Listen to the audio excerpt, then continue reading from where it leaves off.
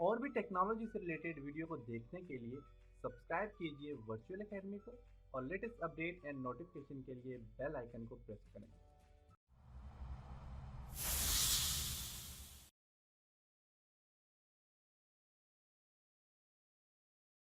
अस्सलाम वालेकुम dear students. आज के लेसन में हम एनपेज में 3 टूल्स के ऊपर काम करेंगे। इससे पहले हमने फाइल मेन्यू के ऊपर काम किया था और फाइल मेन्यू हम कंप्लीट कर चुके हैं। आज के लेसन में हम टूल बार से स्टार्ट करेंगे। तो फर्स्ट टूल इसके यूज करेंगे, जिनमें सबसे पहले pick tool, hand tool and rotation tool. आज के लेसन में हम इन 3 टूलों के ऊपर काम करेंगे। इसके लिए मैं एनपेज को ओपन करता हूँ।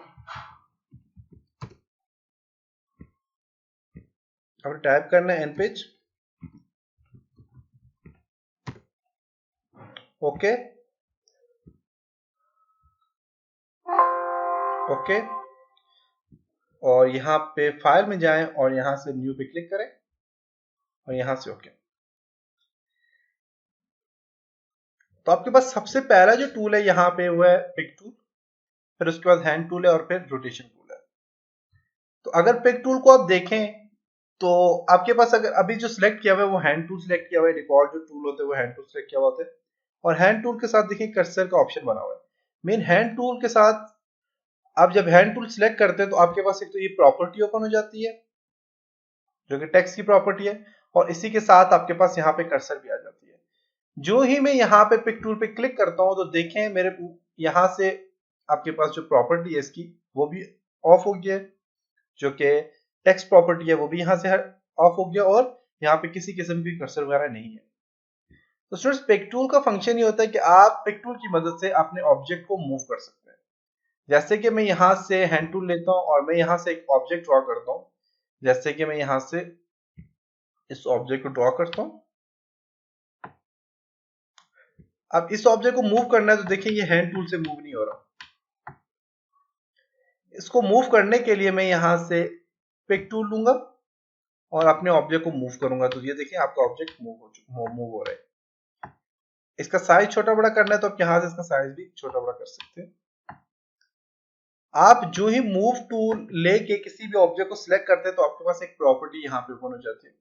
इस प्रॉपर्टी का सबसे जो पहले वाला हिस्सा है, इससे आप अपने ऑब्जेक्ट को मूव करवा सकते हैं। जैसे कि 70 आपके पास ये, अगर आपने वर्टिकल इसको मूव करवाना है तो आप वर्टिकल यहाँ से मूव करवा सकते हैं और हॉरिजॉन्टल करवाना है तो आप यहाँ ऊपर से हॉरिजॉन्टल मूव करवा सकते हैं। जैसे कि हॉरिजॉन्टल 75 पोजीशन पे, और अगर मैं इसको करता हूँ जी 80 तो देखिए ये थोड़ा सा मूव हुआ है।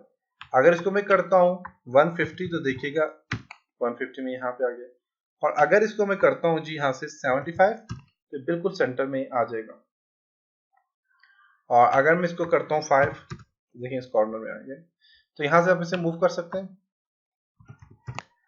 इसी तरह यहाँ से भी आप सेंटर में लाना चाह रहे हैं तो आप यहाँ देखिए, मैं फॉर एग्जाम्पल करता हूँ 80, यहाँ पे देखिए ये लिखा हुआ है 80 करता हूँ, बिल्कुल ये 80 के करीब आ जाएगा।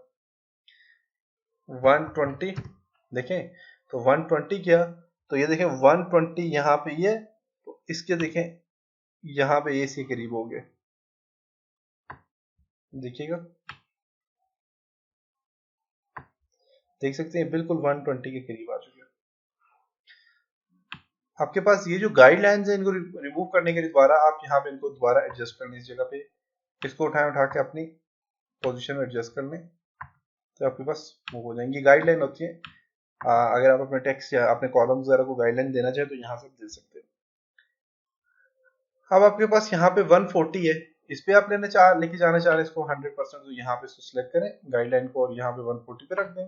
देखिएगा कि जब मैं पिक टूल लूंगा, इसको सिलेक्ट करूंगा ऑब्जेक्ट को और वर्टिकली मैं इसको अगर 140 करूंगा तो देखिएगा ये कॉर्नर से 140 पे आ जाएगा। देख सकते हैं ये जो कॉर्नर है इसका 140 पे आ गया। इसी तरह से आप यहाँ से 80 करते हैं, 80 में यहाँ पे चला गया है। 140 करेंगे तो इस साइड पे ये इस कॉर्नर यहाँ पे आपका मूव कर जाएगा। इस गाइडलाइन को मैं अपनी दोबारा पोजीशन में ले जाता हूँ तो आप यहाँ से मूव करवा सकते हैं, और वर्टिकली और हॉरिजॉन्टली आप यहाँ से मूव करवा सकते हैं।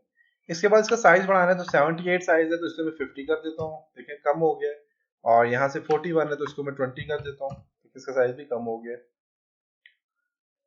इसके अलावा आप यहाँ से इसके एज कॉर्नर जो है तो आप चेंज करना चाह रहे हैं तो आप यहाँ से चेंज कर सकते हैं।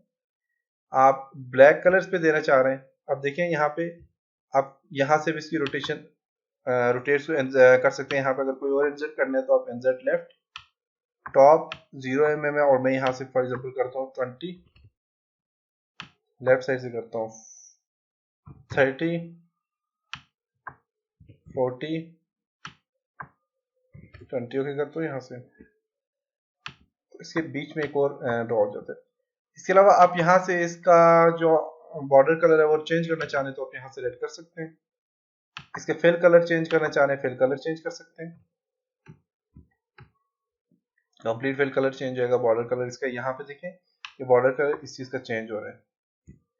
इसका बॉर्डर कलर अगर आप यहाँ से रेड करते हैं रेड हो जाएगा, और आपने इसको अगर डॉटेड में रखना है तो डॉटेड में रख सकते हैं। तो बेसिकली अभी बाहर वाला बॉर्डर मेरा सिलेक्ट किया हुआ है तो मैं इसको जब सिलेक्ट करूंगा तो ये इस पे काम करेगा। डॉटेड में रखता हूँ तो ये डॉटेड में आ गया, देख सकते हैं, साइज बढ़ा के आपको बताता हूँ, डॉटेड में आ गया और इसका कलर चेंज हो गया है। इसमें ब्लैक कलर देते हैं तो ब्लैक कलर के अंदर फिल हो जाएगा जो भी सिलेक्ट करेंगे, देख सकते हैं। और इसी तरह यहाँ पे डॉटेड है, आप इस तरह लाना चाह रहे हैं ये ला सकते हैं, और इसे कन्वर्ट करना चाह रहे हैं, सर्कल में कन्वर्ट करना चाह रहे हैं, इस शेप में कन्वर्ट करना चाह रहे हैं, जिस शेप में कन्वर्ट करना चाह रहे हैं आप यहाँ से कन्वर्ट कर सकते हैं। और यहाँ से आप इसे रोटेट करना चाह रहे हैं तो आप यहाँ से इसे रोटेट 45 एंगल पे रोटेट करता हूँ, रोटेट कर लिया, 0 पे करता हूँ तो 0 पे रोटेट हो जाएगा, देख सकते हैं। तो ये ऑब्जेक्ट आपके ऑब्जेक्ट पे काम कर रहे हैं। अगर ऑब्जेक्ट आप डिलीट कर दें तो आपके पास सिंपल ये एरिया बन जाता है। अब ये जो एरिया है इस एरिया को कलर चेंज करना है या इस एरिया पे काम करना है तो उसको सिलेक्ट करें, यहाँ पे क्लिक करें पिक टूल से, क्लिक किया और यहाँ से आपने क्या करना है, इसका डॉटेड में इसको रखना चाह रहे हैं तो ये देखिए ये डॉटेड में आ गया है। इसको आप यहाँ से ऐसे रखना चाह रहे हैं ऐसे आ जाएगा, और यहाँ पे इसका भी स्टाइल है, यहाँ से देखिए कॉलम है, आप इंसर्ट कॉलम ग्राफिक फ्रेम जो है ये कॉलम आप ऐड करना चाह रहे हैं आप यहाँ से ऐड कर सकते हैं। कलर देना चाह रहे हैं ब्लैक कलर आ जाएगा, इसी तरह ग्रे कलर देना चाह रहे हैं ग्रे कलर आ जाएगा, यहाँ पे व्हाइट ही देना चाह रहे हैं तो व्हाइट आ जाएगा, और ये सारी चीजें यहाँ पे भी आप अप्लाई कर सकते हैं। अब नंबर ऑफ कॉलम यहाँ से नंबर ऑफ कॉलम 1 है, इसको मैं 2 कॉलम देता हूँ तो ये 2 कॉलम में कन्वर्ट हो जाएगा। अभी ये यहाँ पे नहीं हो रहा, इसके लिए अलग से टूल लेना पड़ता है, 3 कॉलम, और इन तीनों कॉलम का साइज यहाँ पे चेंज कर लेता हूँ 1।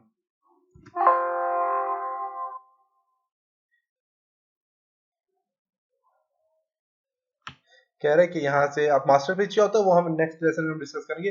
कह रहे कि अपने मास्टर पेज पे से जो है तो आपके पास यहाँ पे कॉलम क्रिएट नहीं हो सकते मास्टर पेज में, तो आप इसको चेंज करेंगे मास्टर पेज में तब यहाँ पे जो है तो कॉलम क्रिएट होंगे।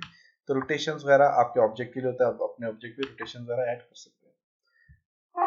ग्रिड्स वगैरह ये भी मास्टर पेज के लिए यूज हो रहा है। तो मास्टर पेज पे जब हम काम करेंगे तो पता चल जाएगा कि इस पे कैसे काम किया जाता है। नेक्स्ट है आपके पास ये टूल है, इस पे आप जस्ट क्लिक करें तो आप यहाँ पे अपने टेक्स्ट को लिख सकते हैं, अपने टेक्स्ट को रोटेट कर सकते हैं, सॉरी अपने टेक्स्ट को मूव कर सकते हैं, अलाइनमेंट चेंज कर सकते हैं, सारे काम आप यहाँ से हमने सीखे कि कैसे किए जाते हैं। उसके बाद रोटेशन टूल, रोटेशन टूल पे आप क्लिक करने के लिए आप यहाँ से कोई भी ऑब्जेक्ट सेलेक्ट करें, जैसे कि मैंने ये वाला ऑब्जेक्ट सेलेक्ट किया। सेलेक्ट करने के बाद मैं यहाँ से रोटेशन टूल पे क्लिक करता हूँ तो मेरे पास यहाँ पे देखें सर्कल सा बना हुआ आ गया, और मैं यहाँ पे जो ही किसी ऑब्जेक्ट पे कॉर्नर पे रखता हूँ और इससे रोटेट करता हूँ, ये देखिए रोटेट हो रहा है, देख सकते हैं।